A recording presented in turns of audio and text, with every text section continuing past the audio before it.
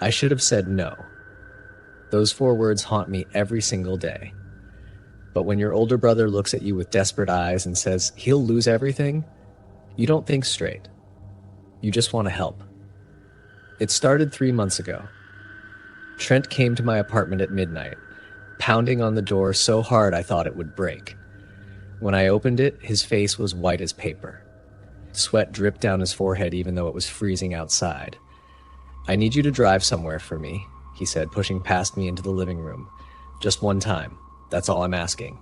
My stomach twisted. "Drive where?" "Drive where?"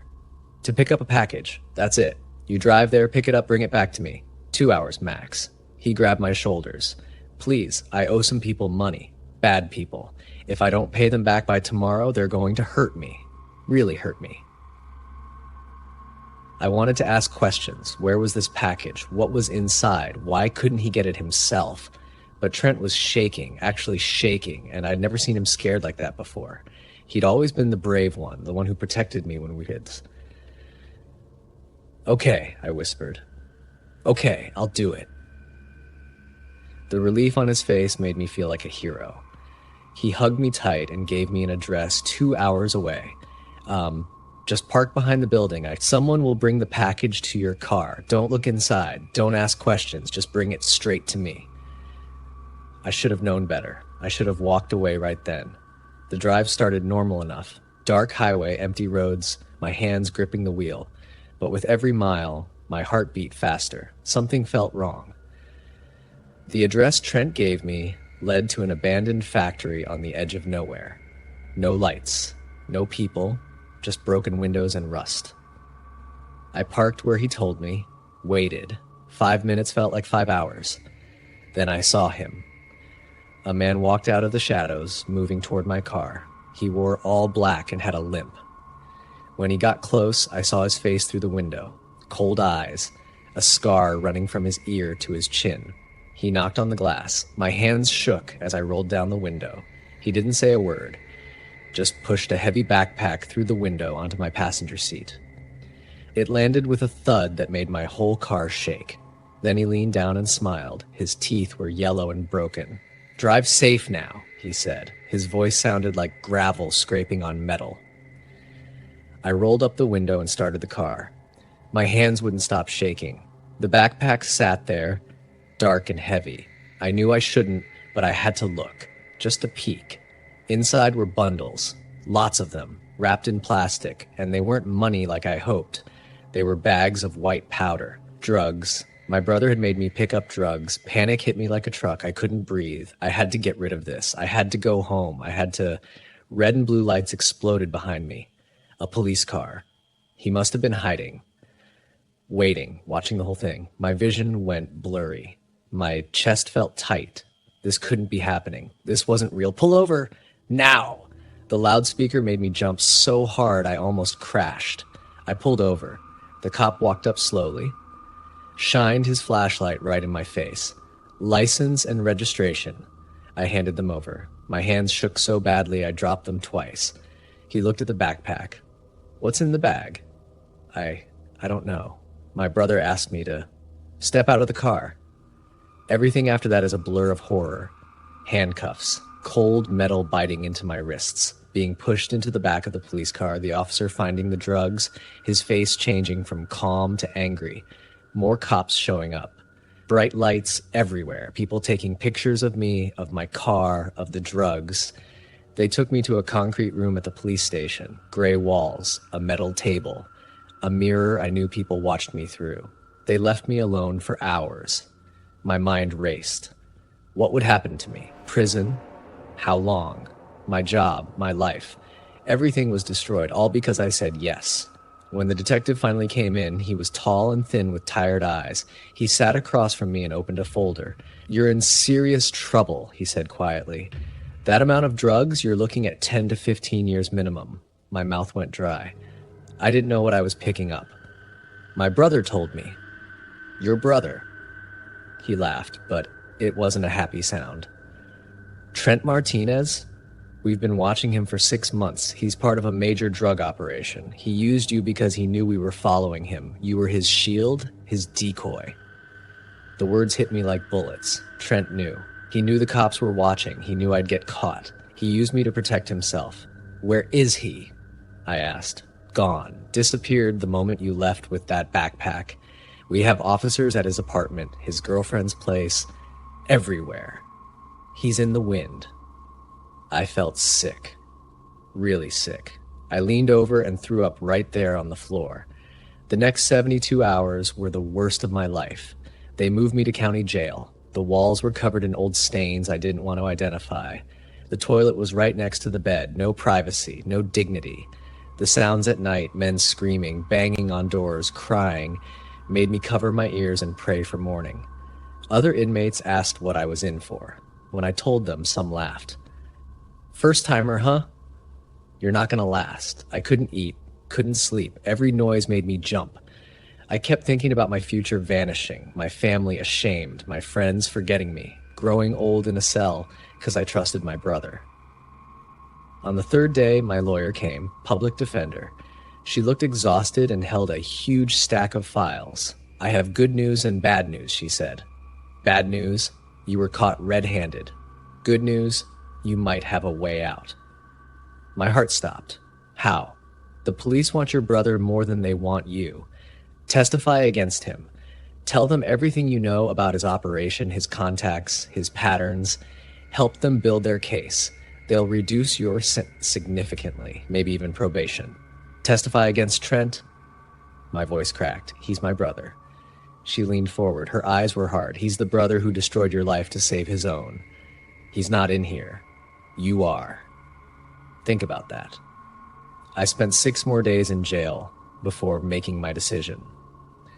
6 days of hell, 6 days of understanding what my future looked like if I didn't cooperate.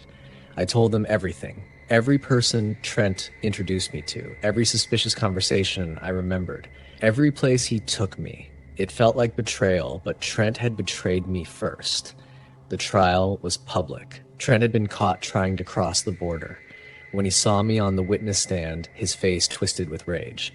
"You're dead," he screamed as guards dragged him out. "You hear me? Dead." Those words still echo in my head. I got 2 years probation, community service, mandatory drug counseling. Trent got 12 years in federal prison. That was 8 months ago. I moved to a different state, changed my phone number, started over. My mother doesn't talk to me anymore. She says I sent her son to prison. She doesn't want to hear that he sent me there first. The worst part? I still love him.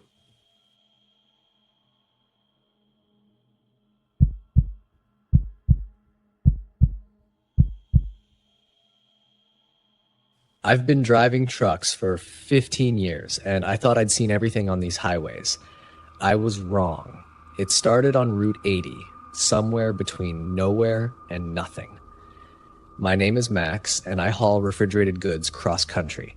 That night, I was carrying frozen meat to Denver. The date was February 14th. I remember because I'd missed another Valentine's Day with my wife. Around 2 a.m., I saw him on the side of the road. A man in a business suit, waving both arms. His car sat behind him with the hood up, steam rising into the cold air. I should have kept driving. Every bone in my body screamed to keep driving. But I'd been stranded before, and I knew that fear. I pulled over. He ran to my window, breathing hard. "Thank God, my phone's dead, and I've been out here for an hour. I just need a ride to the next town." He looked normal. Clean suit, nice watch, maybe 40 years old. His smile seemed friendly. I told him to hop in. For the first 10 miles, we talked about weather and sports. Then he asked, "What are you carrying?" "Frozen beef," I said. He went quiet. When I glanced over, his smile had changed. It looked painted on now, stretched too wide. "You ever look in the back?" he asked. "No need. It's sealed." "You should look," he whispered. "You really should look." My hands tightened on the wheel. Why would I do that? He didn't answer. Instead, he pulled out a knife.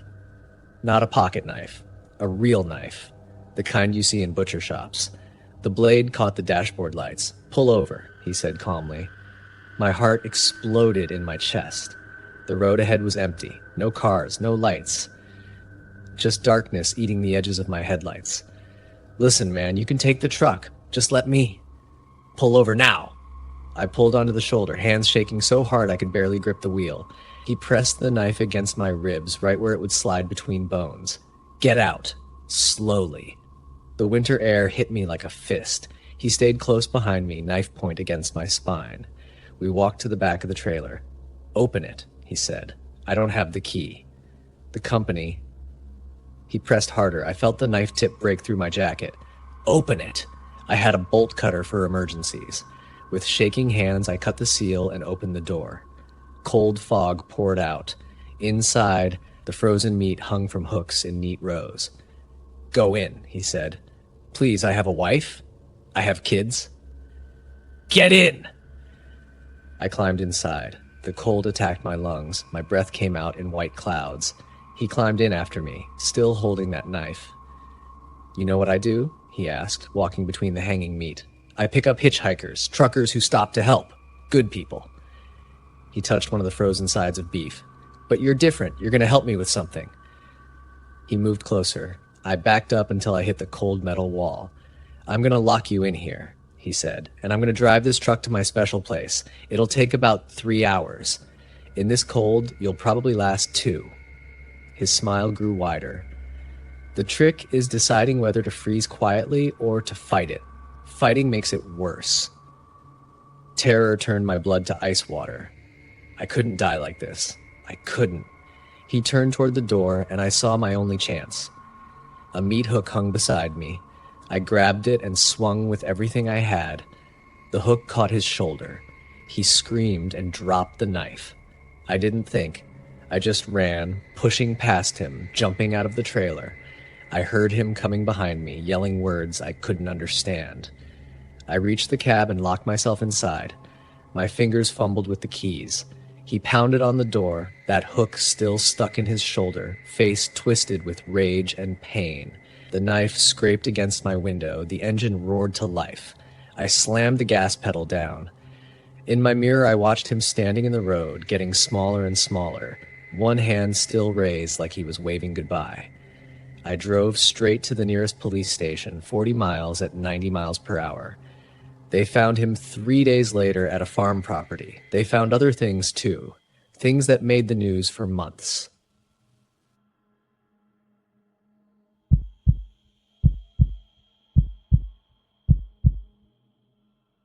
I should have known something was wrong when I found the costume in my locker. It was Halloween morning and someone had stuffed it through the vents. A clown mask with a frozen smile and a red wig. There was no note, no name, just the mask staring at me with those empty eye holes. Probably from Tyler, I told myself. He was always pulling pranks. I shoved it in my backpack and forgot about it. But during lunch, things got weird. Tyler came up to my table looking pale. Dude, why did you send me that picture? What picture? He showed me his phone. My stomach dropped. It was a photo of him sleeping in his bed, taken from inside his room. The message said, I'm watching you. Happy Halloween. I didn't send that, I said. My hands went cold. Tyler, I swear. He didn't believe me. Nobody did. By the end of lunch, 5 more kids had gotten the same message from my number. Photos of them at home, in their rooms, through their windows. The messages were all sent while I was in class, while my phone was in my locker. The principal called me to her office. My parents were called. Everyone thought I was some kind of psycho. I tried to explain, but how could I? Someone had my phone. Someone was in my account. Someone was watching my classmates and making it look like me. When I got home, I was grounded.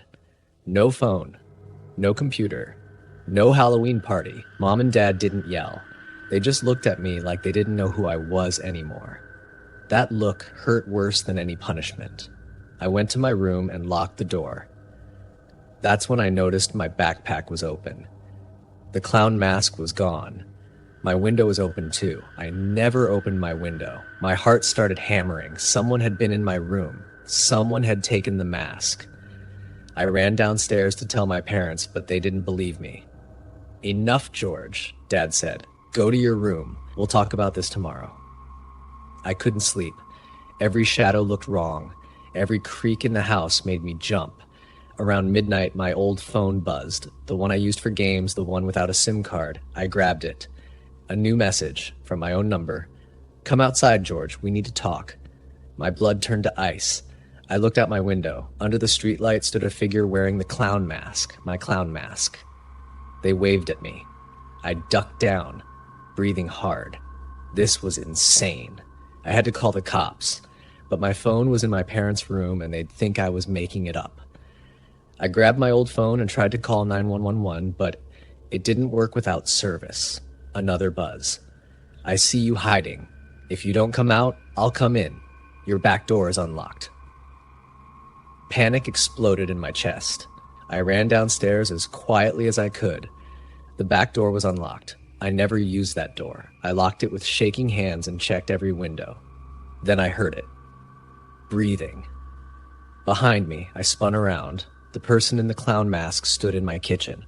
They'd been inside the whole time, in the dark, waiting. Who are you? My voice cracked. What do you want? They tilted their head, didn't speak, just pulled out a knife from behind their back. A big kitchen knife that caught the moonlight. I ran. Up the stairs, taking them 3 at a time, I heard footsteps behind me. Heavy. Fast. I burst into my parents' room, screaming. Mom and Dad shot up in bed. He's in the house. He has a knife. Dad jumped up and ran into the hallway. Mom grabbed her phone. I heard shouting, crashing.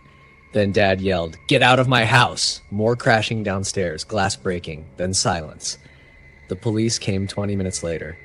They found the back door open, muddy footprints through the kitchen, the knife on the floor, and outside, they found something that made my blood freeze. A camera. Hidden in the bushes outside Tyler's house. Another outside Emma's window. 5 cameras total, all pointing at my classmates' houses. All the photos from my account had come from these cameras. Someone had been stalking my friends for weeks. In the bushes outside my house, they found the clown mask, and under it, a USB drive. The detective made me sit down before he told me what was on it. Hundreds of photos of me at school, walking home, in my room. Someone had been watching me for months, planning this. The photos went back to summer. They caught him 3 days later. Mr. Pemberton, my substitute teacher from last year, he'd been fired for inappropriate behavior, but nobody told us what that meant. The police found everything in his apartment. Lists of students, maps of our houses. He'd planned the whole thing. Make it look like I was the stalker, ruin my life. Then on Halloween, he'd planned to hurt me and make it look like suicide. The mask was supposed to scare me outside. The messages were supposed to make me seem crazy. It almost worked. Halloween used to be my favorite holiday. Now it's the day I almost died. Mr. Pemberton smiled when they arrested him. He said he picked me because I reminded him of someone. He never said who.